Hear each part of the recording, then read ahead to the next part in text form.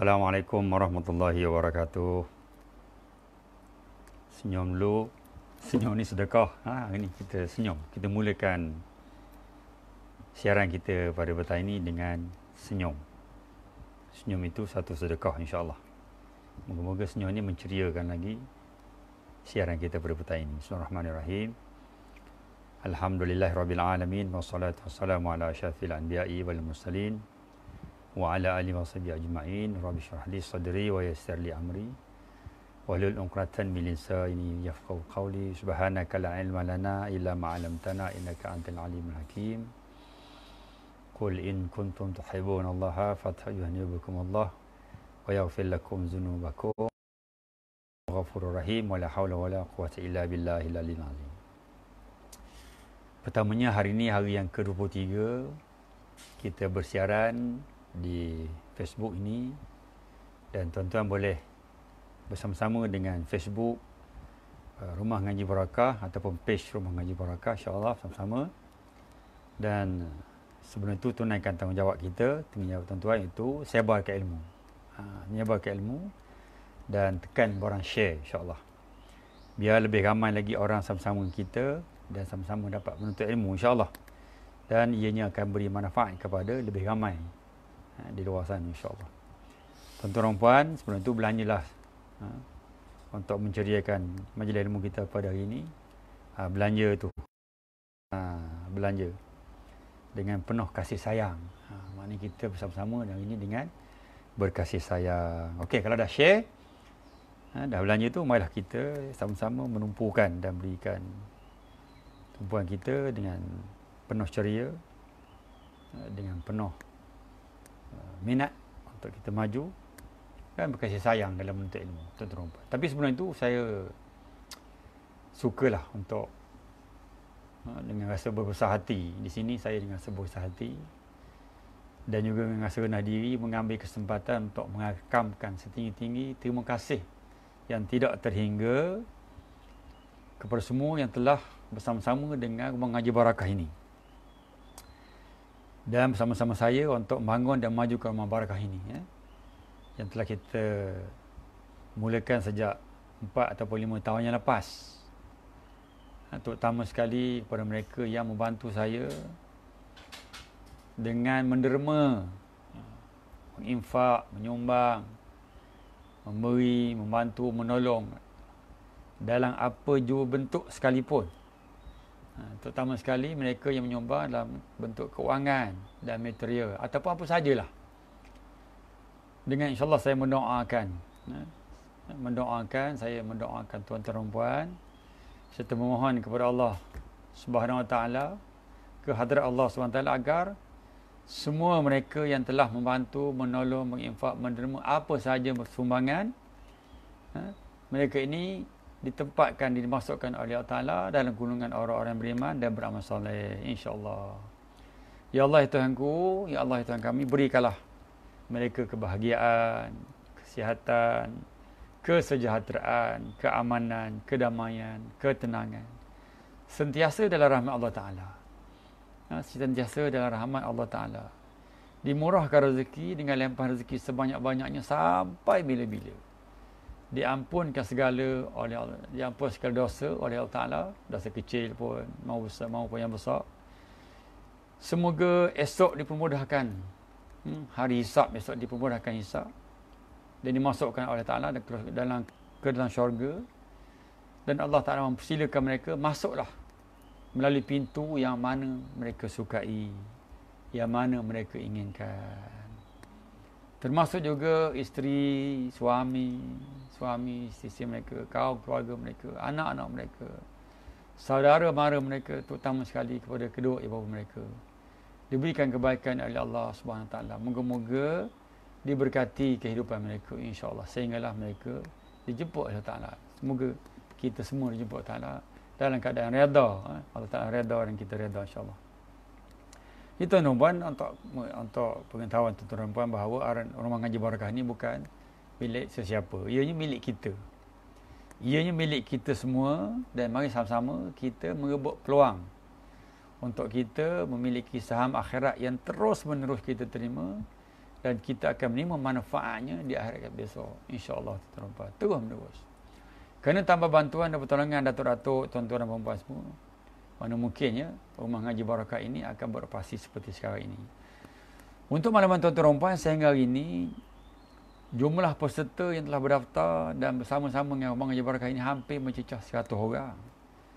Yang terdiri daripada berbagai peringkat usia, latar belakang, jantina dan sebagainya. Bermula dari umur 4 tahun sehingga berusia emas dan ada yang menjangkau hampir 80 tahun. Ini tuan-tuan dan puan. Kita menyediakan pengajian kita ni, kelas kita ni dari kelas rendah A, Ba, Iqra yang kita sampailah apa yang diperlukan oleh peserta kita. Tuan-tuan dan puan. Sekarang ni kita dah macam tak menang tangan kata orang. Dan masih lagi kita minimum. Cuma sekarang ini oleh kerana musim PKP ni kita berhenti operasi itu. Tak boleh lah. Kalau tidak kita jalan terus. Tapi tak boleh kita serahlah pada Allah SWT. Moga-moga pahala yang kita terima ni akan terus menerus walaupun kita tidak mengaji di situ. Lepas tu kita sarankan supaya kita mengaji di rumah bersama-sama keluarga dan sebagainya. Dan insyaAllah selagi adanya Rumah Ngaji Barakah ini beroperasi, saya yakin dan percaya ganjaran kebaikan dari Allah Ta'ala kepada kita semua, datuk-datuk, tuan-tuan dan puan akan terus mengalir sehingga hari kiamat. Oleh itu saya dengan segenap diri bagi pihak Rumah Ngaji Barakah ini mohon agar tuan-tuan, puan-puan, datuk-datuk untuk terus menyumbang, berinfak atau menderma bagi memastikan kesinambungan Rumah Ngaji Barakah ini dan dianya terus tak kira dalam apa bentuk sekalipun sumbangan tuan-tuan dan puan. Sumbangan mengaji pun okey, jadi peserta pun okey, dalam bentuk doa pun okey, tak kisah. Dan yang terutama sekali dalam bentuk kewangan dan material, insya-Allah tuan-tuan. Tak kira berapa nilainya sumbangan daripada tuan-tuan dan datuk-datuk semua, ianya tetap besar di sisi kami. Ada menyumbang RM1 tuan-tuan. Kita buka akaun bank RM1, tak ada masalah. RM1 saja kita terima.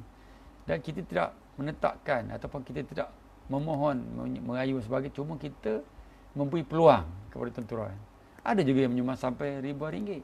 Itu yang saya sangat teruja, saya sangat begitu berbesar hatilah kerana tuan-tuan sudi bersama-sama dengan Rumah Ngaji Barakah ini, walaupun tidak mengaji tapi menyumbang dalam bentuk-bentuk lain. Dan berbagai aktiviti telah kita buat dan yang kita rancang, termasuk di antaranya kita nak buat program derma darah dan jamuan rakyat. Sepatutnya kita buat pada bulan 4 baru ni. Tetapi oleh kerana PKP ni kita tunda. Maka sebab tu dengan ini saya dengan besar hatilah menjemput tuan-tuan dan puan, Datuk Ratih semua berkunjunglah ke Rumah Ngaji Barakah ini untuk melihat sendiri perkembangan Rumah Ngaji Barakah ini. Dan bersama-sama dengan program kita ni, insya-Allah kita akan berusaha dan sekarang ni kita sedang bercadang untuk mengadakan kelas fardu ain untuk mualaf dalam bahasa Mandarin, dalam bahasa Inggeris.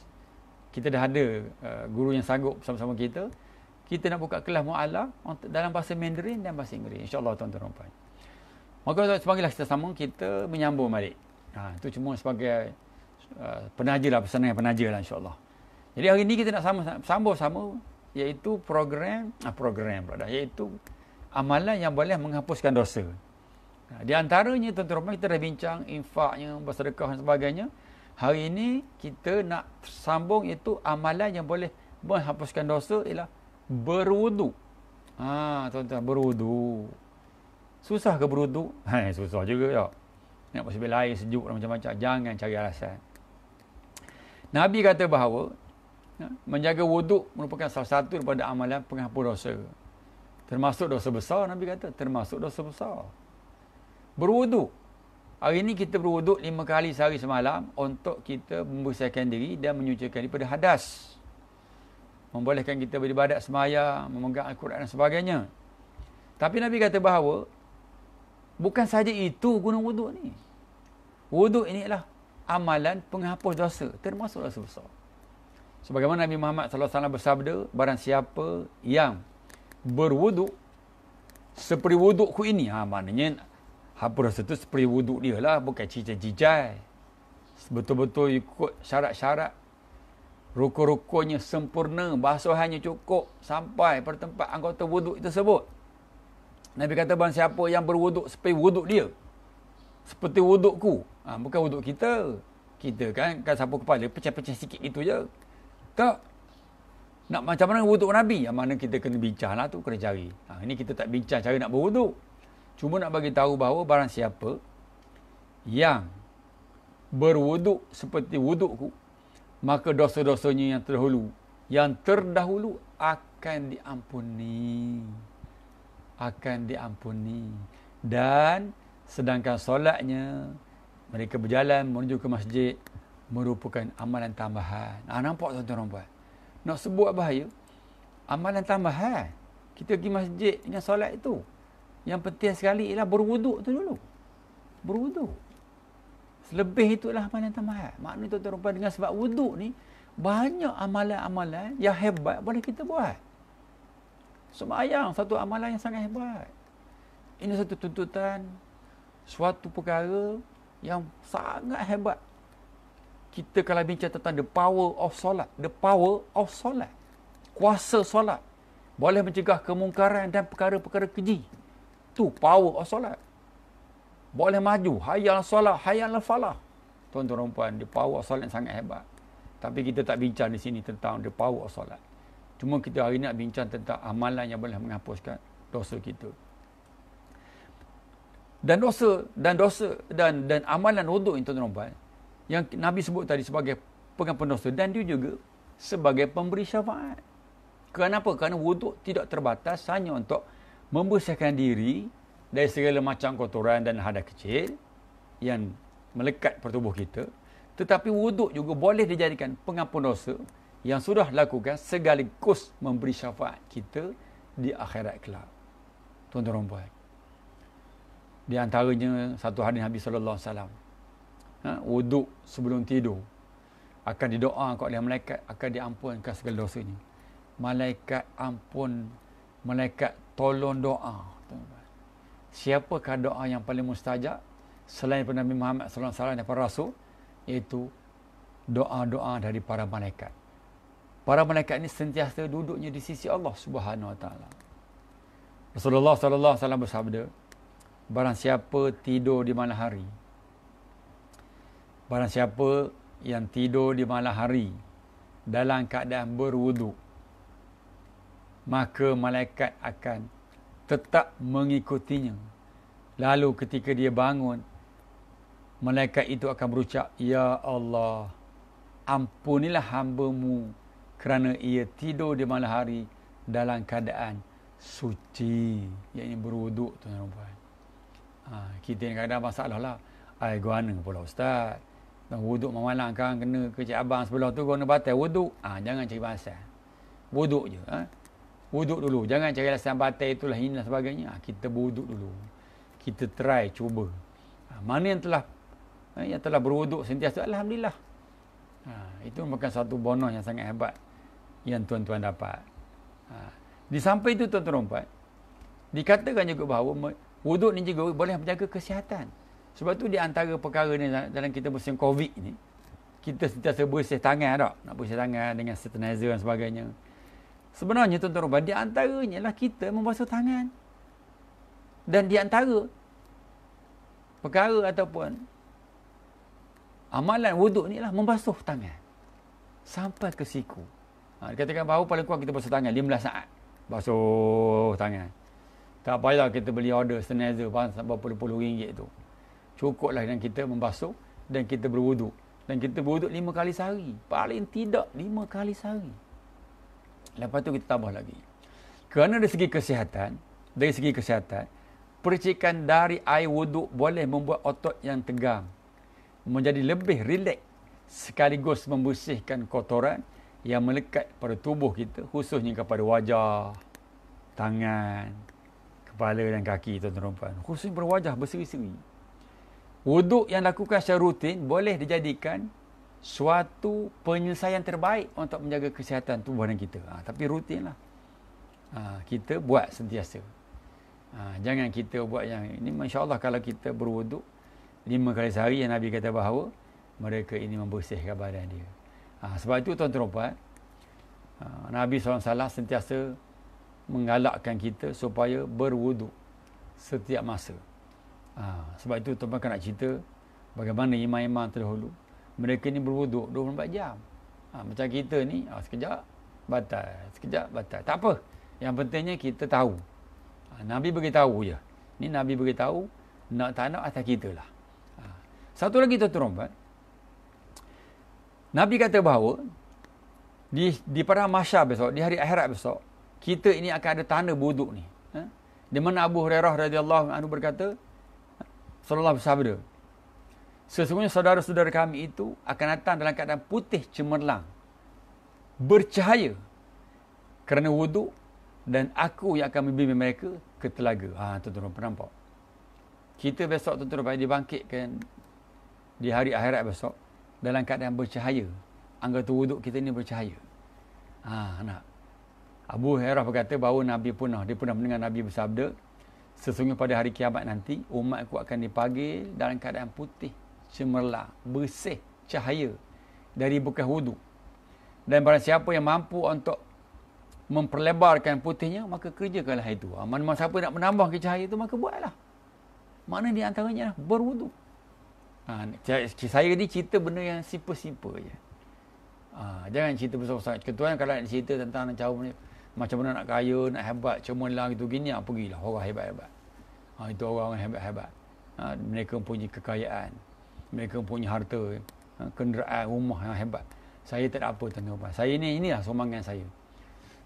Kita back to the basic. Asas kita ialah menjadi orang yang beriman dan beramal soleh. Asas untuk jadi iman beramal soleh inilah dengan kita berwuduk.